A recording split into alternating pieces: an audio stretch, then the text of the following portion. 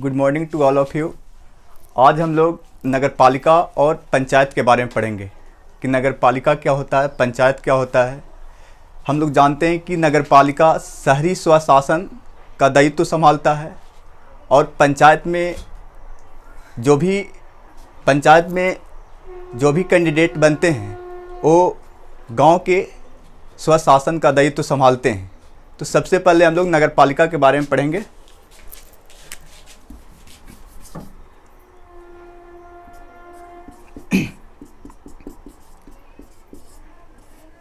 नगर पालिका के बारे में संविधान के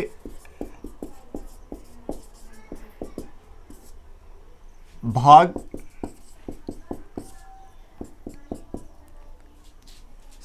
संविधान के भाग 9 में वर्णन था और आर्टिकल 243 में जिक्र था। लेकिन इसे 74वां संविधान संशोधन करके 74वां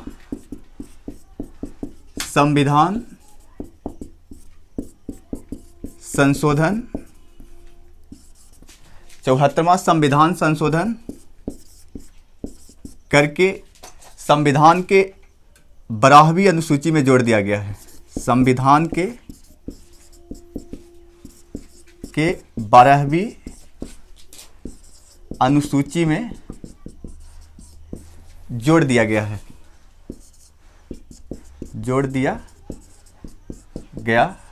है। पहले संविधान के भाग 9 में था और आर्टिकल 243 में, लेकिन इसे 74वां संशोधन करके संविधान के 12वीं अनुसूची में नगर पालिका को रखा गया है।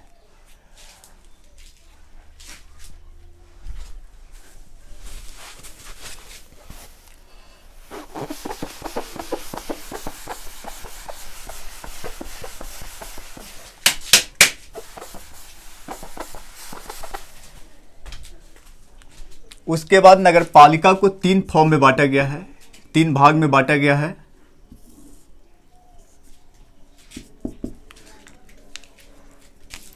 एक नगर पंचायत होता है और एक नगर परिषद होता है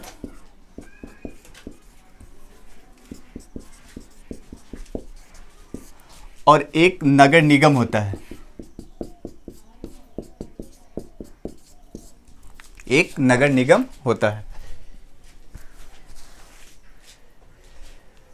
नगर पंचायत वहां पे होता है जहां 20,000 और 50,000 से जनसंख्या 20,000 से ऊपर और 50,000 से नीचे होता है, वहां पे नगर पंचायत का व्यवस्था है। और वह शहर छोटा शहर होता है। 20,000 से ऊपर और 50,000 से नीचे अगर जनसंख्या होगा तो उस शहर को नगर पंचायत घोषित किया जाता है। 20,000 से ऊपर और 50,000 से नीचे या 50,000 अगर जनसंख्या रहेगा तो उसे नगर पंचायत घोषित किया जाता है। और जिस शहर का जनसंख्या 50,000 से ऊपर और 3 लाख से नीचे रहेगा उसे नगर परिषद घोषित किया जाता है और उसे मध्यम शहर बोला जाता है।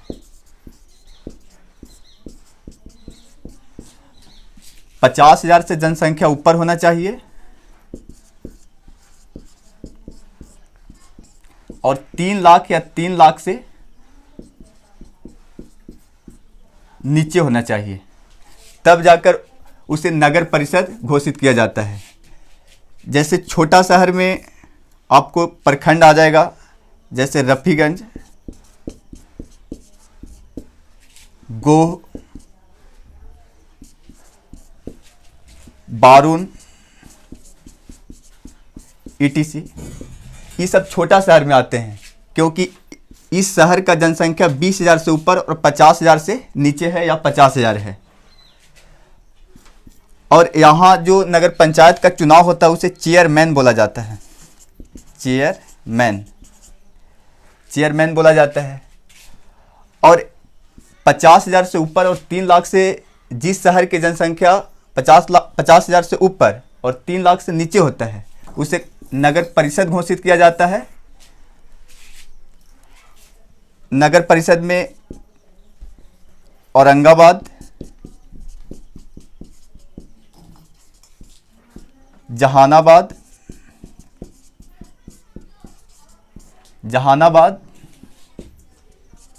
अरवल,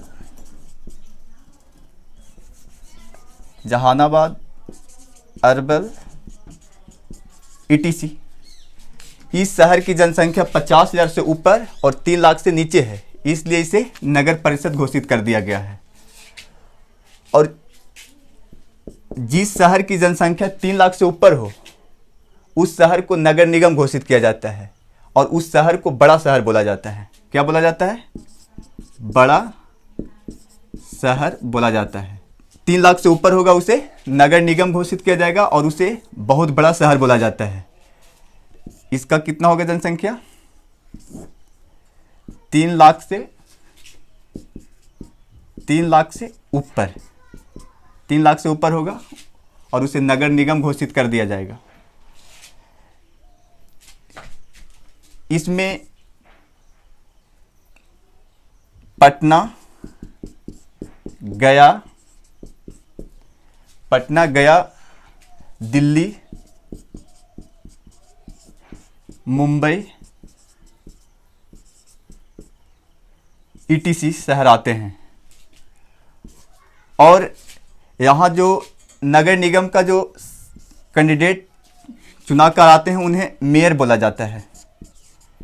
हिंदी में इसे महापौर बोला जाता है, महापौर। ऐसे इंग्लिश में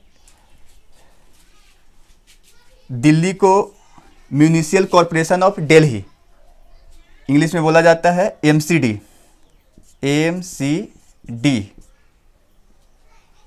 पटना को PMC municipal corporation of Patna.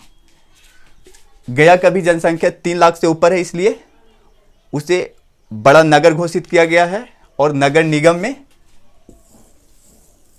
इसे नगर निगम भी घोषित किया गया है।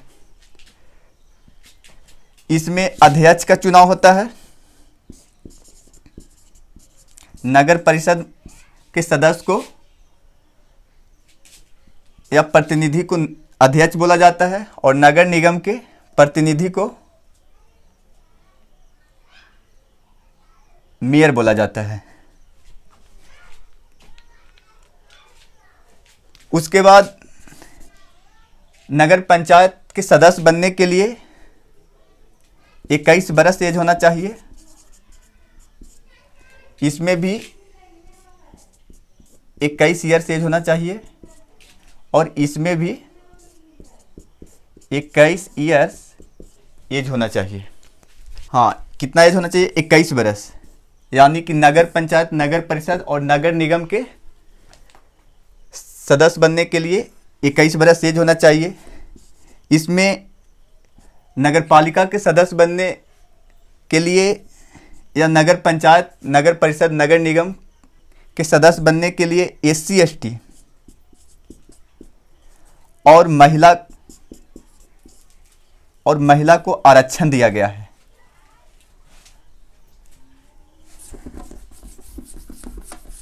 नगर पालिका के सदस्य बनने के लिए SC ST, महिला और महिला को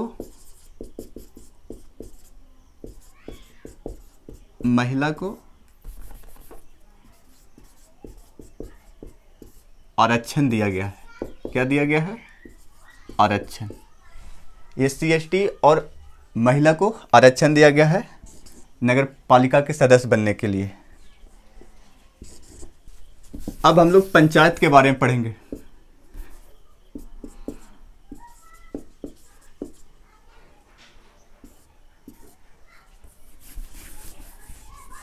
पंचायत भी संविधान के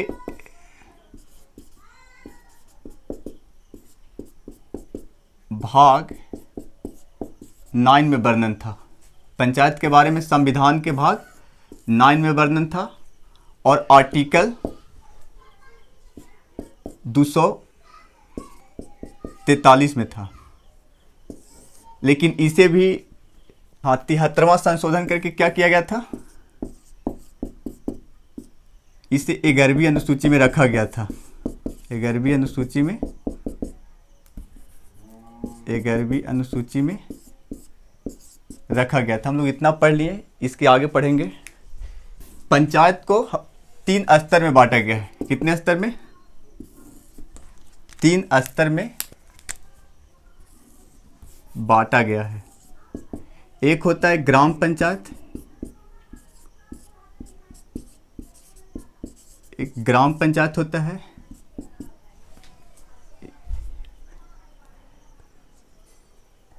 और एक होता है पंचायत समिति,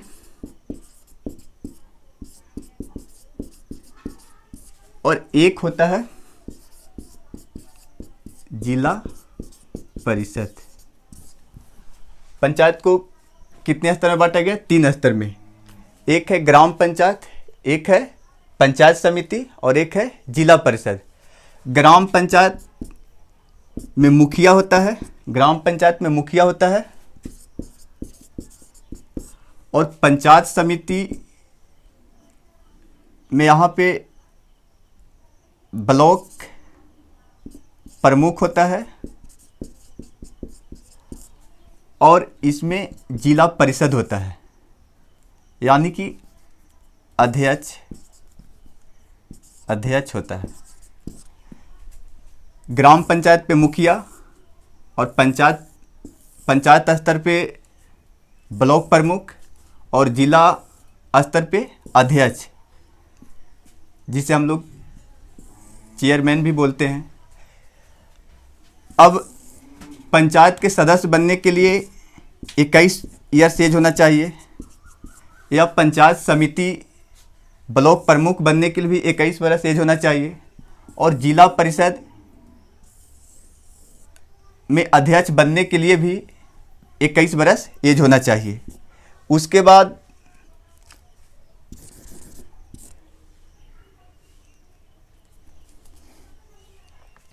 इसमें SC ST और महिलाओं के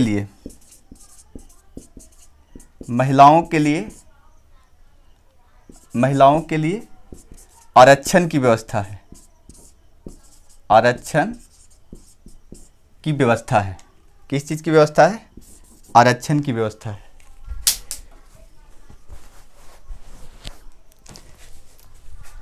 ग्राम स्तर पे मुखिया होगा, पंचायत स्तर पे ब्लॉक प्रमुख होगा, और जिला स्तर पर अध्यक्ष होगा। हाँ, ग्राम पंचायत के सदस्य बनने के लिए 21 वर्ष एज, SC ST और महिलाओं के लिए आरक्षण की व्यवस्था। उसके बाद इनका कार्यकाल 5 ईयर्स होता है, यानी कि पहली बैठक के बाद जितना टाइम रहेगा वो 5 वर्ष का रहेगा। पहली बैठक के बाद 5 साल का पूरा कार्यकाल रहता है।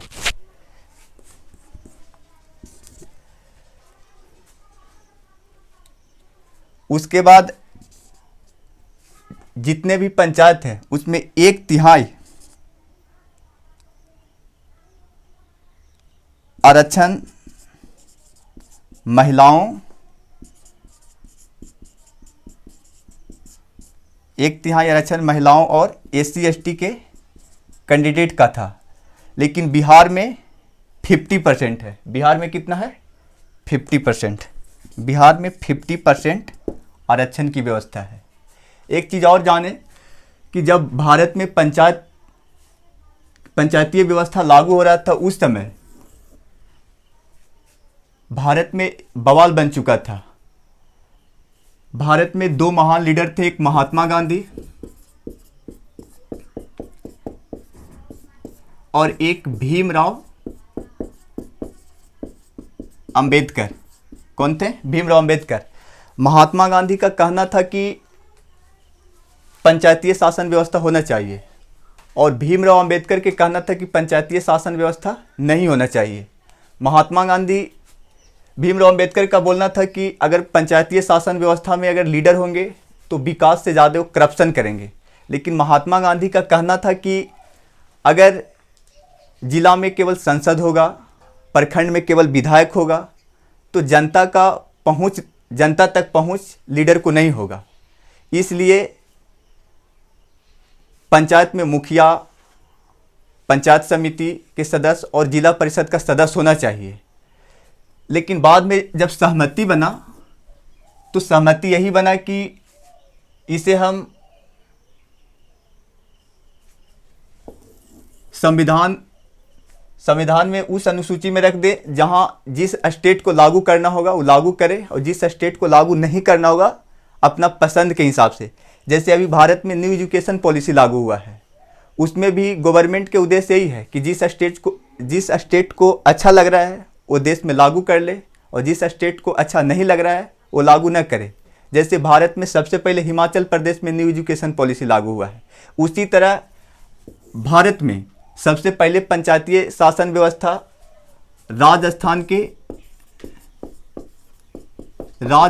के नागौर पंचायत में लागू हुआ था। राजस्थान के नागौर पंचायत में क्या लागू हुआ था? पंचायतीय शासन व्यवस्था। हाँ, एक क्वेश्चन भी हर समय पूछता है 10th में भी और 12th में कि भारत के कौन सा ऐसा राज्य है जहां सबसे पहले पंचायतीय शासन व्यवस्था लागू हुआ। चाहे किस गांव में लागू हुआ तो गांव पूछेगा तो नागौर, पंचायत पूछेगा तो नागौर, और स्टेट पूछेगा तो राजस्थान। जैसे बिहार में भी पंचायतीय शासन व्यवस्था है। उसके बाद है कि भारत में जो दिल्ली शहर है वहां पंचायतीय शासन व्यवस्था नहीं है। उसके बाद बहुत ऐसे स्टेट है जहां पंचायतीय शासन व्यवस्था में द्विस्तरीय है, लेकिन बिहार में त्रिस्तरीय है। ग्राम स्तर पे मुखिया होता है, पंचायत स्तर पे ब्लॉक प्रमुख होता है, और जिला स्तर पे अध्यक्ष होता है। उसके बाद है कि अगर ग्राम पंचायत या पंचायत समिति या जिला परिषद के सदस्य बनने के लिए आपको 1/2 वोटिंग से एक ज़्यादा होना चाहिए, यानी 1/2 से थोड़ा सा एक वोट भी ज़्यादा होगा। उसके बाद आप ग्राम स्तर पे मुखिया बन जाइएगा, पंचायत स्तर पे ब्लॉक प्रमुख बन जाइएगा, और जिला स्तर पे अध्यक्ष बन जाइएगा। उसके बाद है कि